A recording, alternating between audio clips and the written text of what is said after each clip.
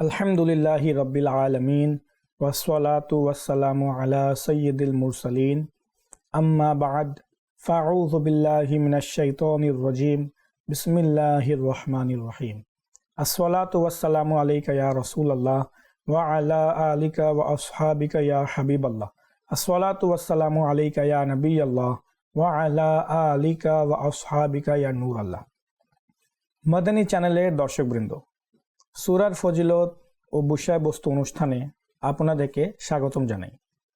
দুরূদ শরীফের অগণিত ফজিলত এবং বরকত কিতাবে বর্ণিত রয়েছে। যেমন কিতাবুস সালাত আলান নবী সাল্লাল্লাহু আলাইহি ওয়াসাল্লামের হাদিস নম্বর ৬২তে রয়েছে, মান সাল্লা আলাইয়া কুল্লা ইয়াউমিন সালাসা মাররাতিন ওয়া কুল্লা লাইলাতিন সালাসা মাররাতিন হুব্বান ওয়া শাওকান ইলাইয়া কানা হাক্কান আলাল্লাহি আইয়াগফিরাল্লাহু যুনুবাহু তিলকাল লাইলাতি ওয়া যালিকাল ইয়াউম। যে ব্যক্তি দিনে এবং রাতে আমার প্রতি আগ্রহ ও ভালোবাসার কারণে ৩ বার দুরূদ শরীফ পাঠ করবে, আল্লাহ পাকের উপর হক যে তিনি ওই ব্যক্তির ওই দিনের এবং ওই রাতের গুনাহ ক্ষমা করে দিবেন। সল্লু আলাল হাবিব সাল্লাল্লাহু তাআলা আলা মুহাম্মদ সাল্লাল্লাহু আলাইহি ওয়াসাল্লাম সলাতাম ওয়া সালামান আলাইকা ইয়া রাসূলুল্লাহ। দর্শক, আজ আমরা কোরআনে পাকের যেই সূরা সম্পর্কে আলোচনা করব সেই সূরার নাম হচ্ছে সূরা ইউনুস। জি হ্যাঁ, হযরত ইউনুস আলা নবিয়িনা ওয়া আলাইহিস সালাতু ওয়াস সালামের নামে এই সূরাকে নামকরণ করা হয়েছে। কেননা এই সূরার মধ্যে হযরত ইউনুস আলা নবিয়িনা ওয়া আলাইহিস সালাতু ওয়াস সালামের আলোচনা রয়েছে, তার সম্প্রদায়ের ঈমান নিয়ে আসার ঘটনা বয়ান করা হয়েছে, যার কারণে এই সূরাকে সূরা ইউনুস বলা হয়। এই সূরা সম্পর্কে আমরা আরও কিছু জানবো ইনশাআল্লাহ। এই সূরার পূর্বের সূরার নাম হচ্ছে সূরা তওবা। সূরা তওবার শেষে আল্লাহ রাব্বুল আলামিন হুজুর সাল্লাল্লাহু তাআলা আলাইহি ওয়া আলিহি ওয়াসাল্লামের শান মান এবং মর্যাদা বয়ান করেছেন। যেমন সূরা তওবার ১২৮ নম্বর আয়াতে মুবারাকাতে আল্লাহ তাআলা বলেছেন, লাকাদ জাআকুম রাসূলুম মিন আনফুসিকুম আজিজুন আলাইহি মা আনিতুম হারিসুন আলাইকুম বিল মুমিনিনা রাউফুর রহিম। এই আয়াতে মুবারাকার অর্থ হচ্ছে, নিশ্চয়ই তোমাদের নিকট তাশরিফ এনেছেন তোমাদের মধ্যে থেকে ওই রাসূল, যার নিকট তোমাদের কষ্টে পড়া কষ্টদায়ক, তোমাদের কল্যাণ অতি মাত্রায় কামনাকারী, মুসলমানদের উপর পূর্ণ দয়াদ্র ও দয়ালু। এই আয়াতে প্রিয় নবীর শান মর্যাদা বয়ান হয়েছে এবং সূরা ইউনুসের শুরুতেও আল্লাহ রাব্বুল আলামিন হুজুর সাল্লাল্লাহু আলাইহি ওয়াসাল্লামেরই আলোচনা করেছেন। অর্থাৎ সূরা তওবার শেষেও প্রিয় নবীর আলোচনা হয়েছে এবং এর পরবর্তী সূরাতের শুরুর দিকেও প্রিয় নবীরই আলোচনা হয়েছে। সূরা ইউনুস হচ্ছে মক্কি সূরা। কিছু মুফাসসিরিনে কেরামগণ ইরশাদ করেন যে এই সূরার ৩টি আয়াত মদিনাতে অবতীর্ণ হয়েছে আর বাকি আয়াত মক্কাতে। আর কিছু মুফাসসিরিনে কেরামগণ বলেন শুরু থেকে সূরা ইউনুসের শুরু থেকে ৪০টি আয়াতে মুবারাকা মক্কাতে অবতীর্ণ হয়েছে এবং এরপরে যত আয়াত আছে এই সূরার তা মদিনাতুল মুনাওয়ারাতে অবতীর্ণ হয়। এই সূরার ১১টি রুকু এবং ১০৯টি আয়াতে মোবারাকা রয়েছে। আর প্রত্যেকটি আয়াতে মোবারাকা এই সূরার বড় বড় আয়াত, কারণ এটি মক্কি সূরা। আর মক্কি সূরা সমূহের বৈশিষ্ট্য হচ্ছে যে এই সূরাসমূহের প্রত্যেকটি আয়াত খুব বড় বড় হয় এবং এগুলোতে তৌহিদের আলোচনা, তারপর কুফর এবং শিরকের আলোচনা এবং হেদায়তের আলোচনা মক্কি সূরাগুলোতে বেশি হয়ে থাকে। সূরা ইউনুসকে ইউনুস দ্বারা নাম করার কারণ, এই সূরার ৯৮ নম্বর আয়াতে আল্লাহর নবী হযরত ইউনুস আলাইহিস সালামের সম্প্রদায়ের অর্থাৎ কওমের ঘটনা বর্ণনা করা হয়েছে। ঘটনাটি এমন যে হযরত ইউনুস আলা নবিয়িনা ওয়া আলাইহিস সালাতু ওয়াস সালাম তার কওমকে আল্লাহ তাআলার আযাবের ভয় দেখিয়েছিলেন এবং বলেছিলেন তোমরা সঠিক পথে চলে আসো, পূর্বের গুনাহ থেকে তওবা করো এবং ঈমান নিয়ে আসো। কিন্তু তারা তা গ্রহণ করে নাই, ইউনুস আলাইহিস সালামের কথা শুনেনি। এতে ইউনুস আলাইহিস সালাম মনে কষ্ট নিয়ে সেখান থেকে চলে যান। এরপর যখন তারা আযাবের লক্ষণ দেখতে পেল, ইউনুস আলাইহিস সালাম চলে যাওয়ার পর তার সম্প্রদায়েরা দেখলো যে কালো রঙের একটি মেঘ তাদের দিকে ধেয়ে আসছে। তখন তারা বুঝতে পারলো যে হতে পারে ইউনুস আলাইহিস সালাম যে আমাদেরকে বলছিলেন যদি আমরা ঈমান না নিয়ে আসি তাহলে আমাদের উপর আযাব আসবে, তো হতে পারে এটাই সে আযাবের লক্ষণ। তখন তারা সবাই ঈমান গ্রহণ করলো এবং আন্তরিকভাবে তওবা করলো। ফলে আল্লাহ রাব্বুল আলামিন তাদের থেকে আযাব অর্থাৎ শাস্তি তুলে নিলেন। এই ঘটনার সাথে সম্পর্ক থাকার কারণেই এই সূরার নাম রাখা হয়েছে সূরা ইউনুস। সূরা ইউনুস সম্পর্কে কিছু হাদিসে মোবারকাও শুনি। হযরত আব্দুল্লাহ ইবনে উমর রাদিয়াল্লাহু তাআলা আনহু বর্ণনা করেন, এক ব্যক্তি রাসূলুল্লাহ সাল্লাল্লাহু তাআলা আলাইহি ওয়া সাল্লামের দরবারে এসে বলল, ইয়া রাসূলুল্লাহ, আমাকে কোরআন শিক্ষা দিন। তখন রাসূলুল্লাহ সাল্লাল্লাহু আলাইহি ওয়াসাল্লাম ইরশাদ করেন, তুমি আলিফ লাম র দিয়ে শুরু হওয়া 3টি সূরা পড়ো। আলিফ লাম র দিয়ে কিন্তু সূরা ইউনুসও শুরু হয়। তো প্রিয় নবী সাল্লাল্লাহু আলাইহি ওয়াসাল্লাম প্রথমে বললেন যে তুমি আলিফ লাম র দিয়ে শুরু হওয়া 3টি সূরা পড়ো। লোকটি বলল, আমার বয়স অনেক হয়ে গেছে, আমার হৃদয় শক্ত হয়ে গেছে এবং আমার জিহ্বাও ভারী হয়ে গেছে। তখন রাসূল সাল্লাল্লাহু আলাইহি ওয়াসাল্লাম ইরশাদ করেন, তাহলে হা মিম দিয়ে শুরু হওয়া 3টি সূরা তেলাওয়াত করো। সে আবার একই কথা বলল। তখন রাসূল সাল্লাল্লাহু আলাইহি ওয়াসাল্লাম ইরশাদ করেন, তাহলে মুসাব্বিহাত যেমন সূরা তাসবিহ, যে সব সূরা তাসবিহ দিয়ে আল্লাহ তাআলার হামদ দিয়ে শুরু হয় সেখান থেকে 3টি সূরা পড়ো। তবুও সে একই কথা বলল যে আমি অপারগ, আমার বয়স হয়ে গেছে, আমার জিহ্বা ভারী হয়ে গেছে। সে বলল, ইয়া রাসূলুল্লাহ, আমাকে একটি সংক্ষিপ্ত এবং পূর্ণাঙ্গ সূরা শিখিয়ে দিন, এত বড় বড় সূরা নয়। তখন রাসূল সাল্লাল্লাহু আলাইহি ওয়াসাল্লাম তাকে সূরা জিলজাল শিক্ষা দিলেন।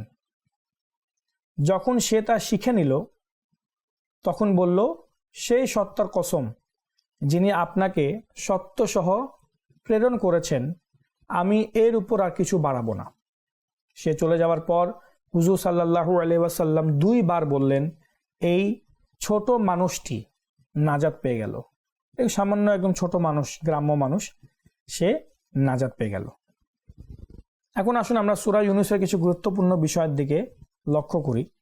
এই সূরার মূল বিষয় হলো আখিরাতের চিন্তা, অর্থাৎ মৃত্যুর পর পুনরুত্থান, মরার পর আবার জীবিত হওয়া। এই সূরায় বারবার মানুষকে আখিরাতের দিকে মনোযোগ দিতে বলা হয়েছে। সূরা ইউনুসের মধ্যে মানুষ মরবে, আবার কিয়ামতের দিন জীবিত হবে, তারপর পরকালীন জীবনে তাকে পৃথিবীর আমল অনুযায়ী তাকে প্রতিদান দেওয়া হবে। সে যদি পৃথিবীতে ভালো কাজ করে থাকে তাহলে পরকালীন জীবনে সওয়াব পাবে, ভালোভাবে থাকবে, ভালো অবস্থায় থাকবে। আর যদি এই পৃথিবীতে গুনাহ করে তাহলে পরকালীন জীবনে শাস্তি পাবে। এই বিষয় এই সূরার মধ্যে তুলে ধরা হয়েছে। তাছাড়া এই সূরায় আরো বলা হয়েছে যে শিরিক, আল্লাহ তাবারাকা ওয়া তাআলার সাথে কাউকে শরীক করা থেকে দূরে থাকো। তাওহীদ অর্থাৎ এক আল্লাহকে বিশ্বাস করো এবং কুফর এবং এই জাতীয় সব ধরনের মন্দ কার্যাবলী থেকে নিজেকে বাঁচাও। অর্থাৎ সকল গুমরাহি, বিভ্রান্তি ও পথভ্রষ্টতা মুছে দিয়ে মানুষকে হেদায়েতের নূর প্রদান করাই এই সূরার অন্যতম উদ্দেশ্য। রাসূল সাল্লাল্লাহু তাআলা আলাইহি ওয়াসাল্লামের অনুসরণের আদেশও এই সূরার মধ্যে দেওয়া হয়েছে। এই সূরায় বিভিন্ন স্থানে নির্দেশ দেওয়া হয়েছে যে প্রিয় নবী সাল্লাল্লাহু আলাইহি ওয়াসাল্লাম যে শিক্ষা দিয়েছেন সেগুলোর উপর চলা এবং তার অনুসরণ করা অত্যন্ত জরুরি। এই সূরায় কোরআন শরীফকে একটি চ্যালেঞ্জ হিসাবে উপস্থাপন করা হয়েছে। অর্থাৎ মানুষ যদি সন্দেহ করে যে কোরআনে পাক আল্লাহ তাআলার কালাম নয়, এটা মন গড়া একটি বই বা মন গড়া কথাবার্তা, নাউযুবিল্লাহ, তো কোরআন চ্যালেঞ্জ করছে। তাহলে তারা যেন, যারা বিশ্বাস করে না বা যারা সন্দেহ করে, তারা যেন কোরআনের মতো একটি সূরা বা একটি আয়াত তৈরি করে দেখায় বা তৈরি করে নিয়ে আসে। যদি কোরআনে পাক তাদেরকে মানুষের লেখা কোনো বই মনে হয়, কোনো কিতাব মনে হয়, তো দুনিয়ার সকল মানব জিন একত্রিত হয়ে কোরআনের মতো, পুরা কোরআনও নয়, শুধু কোরআনের মতো একটি সূরাও যদি তৈরি করে দেখাতে পারে তাহলে দেখাক। এই চ্যালেঞ্জ কোরআনে পাক সূরা ইউনূসের মধ্যে করেছে। নবী করিম সাল্লাল্লাহু আলাইহি ওয়াসাল্লামকে সান্ত্বনা প্রদানও করা হয়েছে। কাফিরেরা হুজুর সাল্লাল্লাহু আলাইহি ওয়াসাল্লামকে নানা ধরনের কষ্ট ও নির্যাতন দিত। এই সূরায় আল্লাহ তাআলা প্রিয় নবীকে সান্ত্বনা দিয়েছেন এবং ধৈর্য ধরার নির্দেশ দিয়েছেন। এই সূরায় আল্লাহ তাআলার একত্ববাদ অর্থাৎ তাওহীদ এবং তার মহান ক্ষমতার বিভিন্ন প্রমাণ তুলে ধরা হয়েছে। প্রকৃতির বিভিন্ন নিদর্শনের মাধ্যমে মানুষকে বোঝানো হয়েছে যে আল্লাহ রাব্বুল আলামিন একমাত্র সৃষ্টিকর্তা, তার কোনো শরীক নেই। এর মধ্যে একটি আয়াতে বলা হয়েছে, নিশ্চয়ই তোমাদের প্রতিপালক আল্লাহ, যিনি আকাশমণ্ডলী ও পৃথিবীকে 6 দিনে সৃষ্টি করেছেন। ইন্না রব্বাকুমুল্লাহুল্লাযী খলাকাস সামাওয়াতি ওয়াল আরদ ফি সিত্তাতি আইয়াম। নিশ্চয় তোমাদের প্রতিপালক আল্লাহ, যিনি এই জমিন আসমানকে 6 দিনের মধ্যে সৃষ্টি করেছেন। এরপর আল্লাহ তাআলা ইরশাদ করেন, সুম্মাস্তাওয়া আলাল আরশ, অতঃপর আরশের উপর ইস্তেওয়া করেছেন। ইউদাব্বিরুল আমর, কর্মের ব্যবস্থাপনা করেন। মা মিন শাফিইন ইল্লা মিন বা'দি ইযনি, কোনো সুপারিশকারী নেই কিন্তু তারই অনুমতি লাভ করার পর। যালিকুমুল্লাহু রাব্বুকুম ফা'বুদুহু আফালা তাযাক্কারুন, তিনি হচ্ছেন আল্লাহ তোমাদের রব, সুতরাং তার ইবাদত করো, তবুও কি তোমরা ধ্যান দিচ্ছ না? তিনি তোমাদের রব, তিনি সব কিছু সৃষ্টি করেছেন, কিন্তু তোমরা এই বিষয়ের প্রতি ধ্যান দিচ্ছ না। এই আয়াতে মুবারাকার ব্যাখ্যায় মুফাসসিরিনে কিরামগণ বলেন, আল্লাহ তাআলা 6 দিনে আসমান ও জমিন সৃষ্টি করেছেন এবং পুরো সৃষ্টি জগতের নিয়ন্ত্রণ তিনিই পরিচালনা করেন। যে রব এত বিশাল এই সৃষ্টি জগৎ সৃষ্টি করতে সক্ষম, তিনি অবশ্যই মানুষকে পুনরায় জীবিত করা এবং তার আমলের হিসাব নেবার উপরও পূর্ণ ক্ষমতাবান। এই আয়াত প্রমাণ করে যে রব এই বিশ্বজগৎকে শূন্য থেকে অস্তিত্বে এনেছেন, তিনি অবশ্যই আমাদেরকে মৃত্যুর পর আবার জীবিত করবেন। বরং কোরআনে আরও বলা হয়েছে যে দ্বিতীয়বার সৃষ্টি করা তো আরও সহজ। একটা জিনিস যেটা অস্তিত্বই নাই, যেটা কোনো মডেল নেই, সেই জিনিসটার একটা অস্তিত্ব দেওয়া, সেই জিনিসকে সৃষ্টি করা, আর একটা জিনিসের মডেল পূর্বে থেকে আছে কিন্তু সেই জিনিসটাকে দেখে আবার সেটা তার মতো সৃষ্টি করা দ্বিতীয়বার, এটা কিন্তু বেশি সহজ। যদিও বা আল্লাহ রাব্বুল আলামিনের জন্য কঠিন সহজ বলে কিছুই নেই। আল্লাহ তাবারাকা ওয়া তাআলা যা চান মুহূর্তের মধ্যে তা হয়ে যায়। সূরা ইয়াসিনের মধ্যে আল্লাহ তাআলা ইরশাদ করেন, কুন ফায়াকুন, যে তিনি যখন বলেন হয়ে যাও, তখন সেই জিনিসটা হয়ে যায়। তো যে আল্লাহ রাব্বুল আলামিন শূন্য থেকে এত বড় একটা বিশ্ব জগৎ ইউনিভার্স সৃষ্টি করেছেন, মানুষকে সৃষ্টি করেছেন, মখলুককে সৃষ্টি করেছেন, পশু পাখিকে সৃষ্টি করেছেন, তো সেই মানুষ মরে যাওয়ার পর যখন কবরে চলে যায়, তার শরীর পচে গলে যায়, শুধু হাড্ডি বাকি থাকে, তো সেই হাড্ডি থেকেই আবার পুনরায় কিয়ামতের দিন মানুষকে সৃষ্টি করা, এটা তো মানুষের যখন অস্তিত্ব ছিল না ওই সময় যে সৃষ্টি করা, তার চেয়েও বেশি সহজ একটা বিষয়। এখন তো হাড্ডি আছে, ওই হাড্ডি থেকে আবার মানুষ জীবিত হবে। তো এই বিষয়গুলো সূরা ইউনূসে খুব সুন্দরভাবে ফুটিয়ে তোলা হয়েছে। অনুরূপভাবে উলামায়ে কেরামগণ 6 দিনের এই সম্পূর্ণ পৃথিবীকে যে 6 দিনের মধ্যে সৃষ্টি করা হয়েছে এর ব্যাপারে বলেন যে আল্লাহ রাব্বুল আলামিন চাইলে এক মুহূর্তেই সব কিছু সৃষ্টি করতে পারতেন, কিন্তু তিনি 6 দিনে সৃষ্টি করেছেন। এতে আমাদের জন্য শিক্ষা আছে যে কোনো কাজে তাড়াহুড়া করা উচিত নয়। আল্লাহ রাব্বুল আলামিন চাইলে শুধু বলতেন হয়ে যাও, তো সম্পূর্ণ পৃথিবী যা কিছু আছে সব 1 সেকেন্ডের চেয়েও কম সময়ে হয়ে যেত। কিন্তু আল্লাহ রাব্বুল আলামিন তাড়াহুড়া পছন্দ করেন না। আল্লাহ তাবারাকা ওয়া তাআলা ধীরে সুস্থে সব কাজ হওয়াকে পছন্দ করেন। এই শিক্ষা আমাদেরকে এখানে দেওয়া হয়েছে যে কোনো কাজে আমাদের তাড়াহুড়া করা উচিত নয়।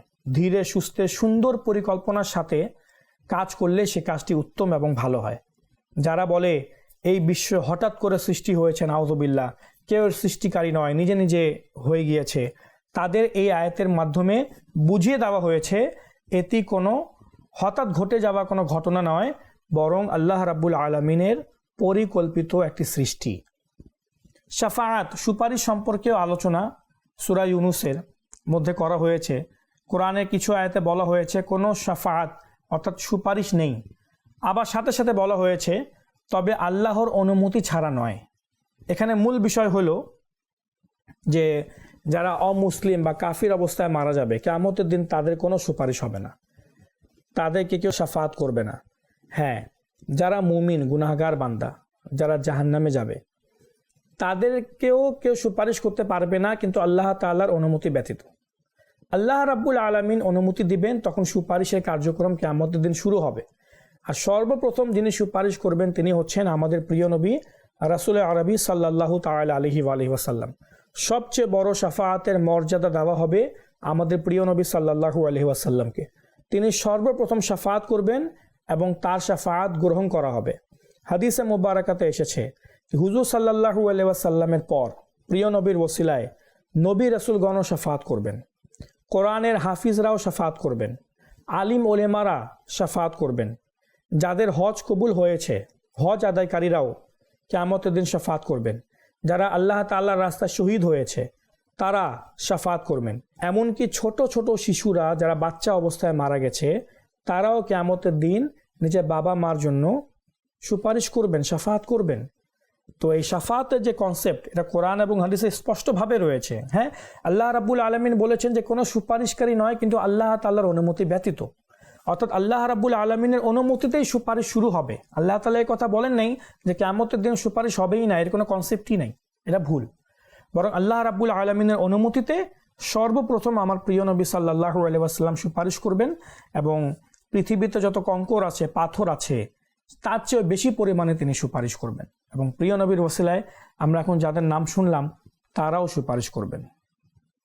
আল্লাহ রাব্বুল আলামিন সূরা ইউনূসের অন্য আয়াতে মুবারাকাতেও নিজের অস্তিত্বের ব্যাপারে, নিজের পরিচয়ের ব্যাপারে আলোচনা করেছেন। যেমন আল্লাহ তাআলা কোরআনে পাকের মধ্যে ইরশাদ করেন, বিসমিল্লাহির রহমানির রহিম, ইন্না ফি ইখতিলাফিল লাইলি ওয়ান নাহার ওয়ামা খালাকাল্লাহু ফিস সামাওয়াতি ওয়াল আরদ লাআয়াতিল লিকৌমি ইয়াত্তাকুন। নিশ্চয় রাত ও দিনের পরিবর্তিত হতে থাকা এবং যা কিছু আল্লাহ আসমানগুলো ও জমিনে সৃষ্টি করেছেন সেগুলোর মধ্যে নিদর্শন রয়েছে ভয় সম্পন্নদের জন্য। এই যে দিন হয় রাত আসে, রাত যায় দিন আসে, এবং এই বিশ্বজগতে আল্লাহ তাআলা আসমান এবং জমিনে যা কিছু সৃষ্টি করেছেন এই সব কিছুর জন্য মুত্তাকিন এবং নেককার বান্দাদের জন্য রয়েছে হিদায়ত, শিক্ষা, এমনকি আল্লাহ তাআলার নিদর্শন। অনুরূপভাবে এই সূরা ইউনূসের মধ্যেই আল্লাহ রাব্বুল আলামিন ইরশাদ করেন, বিসমিল্লাহির রহমানির রহিম, ইয়া আইয়ুহান নাস, হে লোকেরা, কদ জাআতকুম মাউইযাতুম মির রাব্বিকুম ওয়া শিফাউল লিমা ফিস সুদূর ওয়া হুদান ওয়া রাহমাতুল লিল মুমিনিন। হে মানবকুল, তোমাদের নিকট রবের পক্ষ থেকে উপদেশ এসেছে ও অন্তরগুলোর বিশুদ্ধতা, হেদায়ত এবং রহমত ঈমানদারদের জন্য। এই আয়াতে মুবারাকার ব্যাখ্যায় মুফাসসিরিনে কেরামগণ বলেন যে এই আয়াত দ্বারা উদ্দেশ্য হচ্ছে কোরআনে পাক, যে তোমাদের নিকট কোরআনে পাক এসেছে যার মধ্যে রয়েছে উপদেশ এবং নসিহত এবং অন্তরগুলোর বিশুদ্ধতা, অন্তরের জন্য শিফা, হেদায়ত ওয়া রাহমাতুল লিল মুমিনিন এবং মুমিনদের জন্য রহমত। তো এই কোরআনে পাকে আল্লাহ রাব্বুল আলামিন শিফা বলেছেন, সুস্থতা বলেছেন। শিফা শব্দের অর্থ সুস্থতা, যে মুমিনদের জন্য এই কিতাবের মধ্যে শিফা রয়েছে, সুস্থতা রয়েছে। তাই কেউ অসুস্থ হইলে বা কোনো রোগে আক্রান্ত হইলে অবশ্যই ডাক্তারের কাছে যাওয়া উচিত, ডাক্তার দেখানো উচিত। তার পূর্বে আমাদের উচিত এই কোরআনে পাকের মাধ্যমে উপকৃত হওয়া, কোরআনে পাক দ্বারা নিজেকে সুস্থতা প্রদান করার চেষ্টা করা। যেমন সূরা ফাতিহা পাঠ করে নিজেকে দম করে ফেলুন, সূরা ইয়াসিন পাঠ করে নিজেকে দম করে ফেলুন, কোরআনে পাকে সুন্দর সুন্দর যত আয়াতে মুবারাকা আছে তা পাঠ করে নিজের উপর দম করুন, নিজের সন্তানদের উপর দম করুন, নিজের পরিবার পরিজনের উপর দম করুন। ইনশাআল্লাহ তাআলা এতে আপনিও ভালো থাকবেন, ঘরেও রহমত হবে এবং পরিবার পরিজনও ভালো থাকবে। তো এই সূরা ইউনূসের মধ্যে আল্লাহ রাব্বুল আলামিন তাওহীদের আলোচনা করেছেন এবং নিজের অস্তিত্বের প্রমাণ দিয়েছেন। তাওহীদের প্রমাণ দেওয়া হয়েছে, যেহেতু সূরা ইউনূস একটি মক্কি সূরা, আর মক্কি সূরা সমূহের মধ্যে আল্লাহ রাব্বুল আলামিনের তাওহীদের ব্যাপারে, রিসালাতের ব্যাপারে বিভিন্ন দলিল আদি নিয়ে আলোচনা করা হয়। এছাড়াও এই সূরাতে আল্লাহ রাব্বুল আলামিনের শরীয়তের বিধিবিধান এবং কোরআনে পাকের হুকুম আহকামের উপর আমল করার ব্যাপারেও উৎসাহ প্রদান করা হয়েছে এবং দুনিয়ার বিভিন্ন উদাহরণ দিয়ে দিয়ে আমাদেরকে বোঝানো হয়েছে যেন আমরা আখিরাতের ব্যাপারে চিন্তা ভাবনা করি। আল্লাহ রাব্বুল আলামিন এই সূরা ইউনুসের ব্যাপারে আজ আমরা যা শুনেছি এর উপর আমল করার এবং অপরের নিকট তা পৌঁছানোর তৌফিক দান করুক ইনশাআল্লাহ তাআলা। দর্শক, আমরা এইভাবেই আগামী অনুষ্ঠানেও অন্য একটি সূরা সম্পর্কে বা সূরা ইউনুসের যে পরবর্তী সূরা রয়েছে এ সম্পর্কে আমরা আলোচনা করার সৌভাগ্য অর্জন করব। আল্লাহ তাআলা আমাদেরকে বেশি বেশি করে এই সূরা ইউনুস এবং সূরা ইউনুসের মধ্যে আমাদেরকে যে হেদায়েত দেওয়া হয়েছে এ থেকে শিক্ষা গ্রহণ করার তৌফিক দান করুক। আমিন বিজাহিন নবিয়িল আমিন সাল্লাল্লাহু তাআলা আলাইহি ওয়া আলিহি ওয়াসাল্লাম। সাল্লু আলাল হাবিব সাল্লাল্লাহু তাআলা আলা মুহাম্মদ সাল্লাল্লাহু আলাইহি ওয়াসাল্লাম।